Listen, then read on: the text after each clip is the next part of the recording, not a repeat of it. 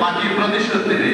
তুমি মাটির উপরে এত অহংকার ভাব নিয়ে চলাফেরা করেছ, আজ তুমি আমার পেটের ভিতরে এসেছো, আজ আমি তোমার প্রতিশোধ নিয়ে ছাড়বো। এর জন্য মানুষের চিন্তা করা উচিত। ফালিয়ানজুরিল ইনসানু মিম্মা খুলিক, মানুষকে কি দিয়ে আল্লাহ রাব্বুল আলামিন সৃষ্টি করেছেন তা নিয়ে চিন্তা ভাবনা অবশ্যই করতে হবে। বলে মিন মাইন দাবিকিন ইয়াখরুজু মিন বাইনিস সুলবি ওয়াত তারাই, আমার মেরুদণ্ড এবং মায়ের বক্ষ পিঞ্জর থেকে সব থেকে নির্গত পানি দ্বারা আমি আল্লাহ রাব্বুল আলামিন মানুষ জাতিকে সৃষ্টি করেছি।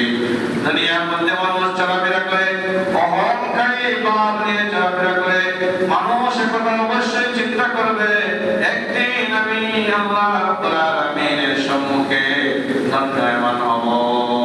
ইদা বুরসিলা মা ফিল কুবুর ওয়া হাসিলা মা ফিস সুদূর, যখন মানুষ ওই কবর থেকে আবার উঠবে, জিন্দা হবে, আল্লাহ রাব্বুল আলামিনের সম্মুখে গিয়ে দণ্ডায়মান হবে, তখন আল্লাহ রাব্বুল আলামিন ওই মানুষের অন্তরের মধ্যে কি ছিল, দুনিয়ার মধ্যে মানুষ কি কি আমল করেছে সবগুলা পুঙ্খানুপুঙ্খভাবে ওই মানুষ দেখতে পারবে।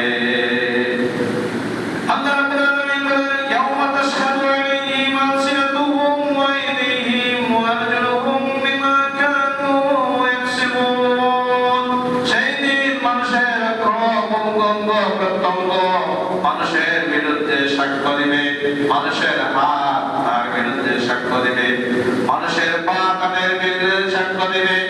ওই জবান আল্লাহ রাব্বুল আলামিন বন্ধ করে দিবেন, জবান দিয়ে কোনো কিছু বলতে পারবে না।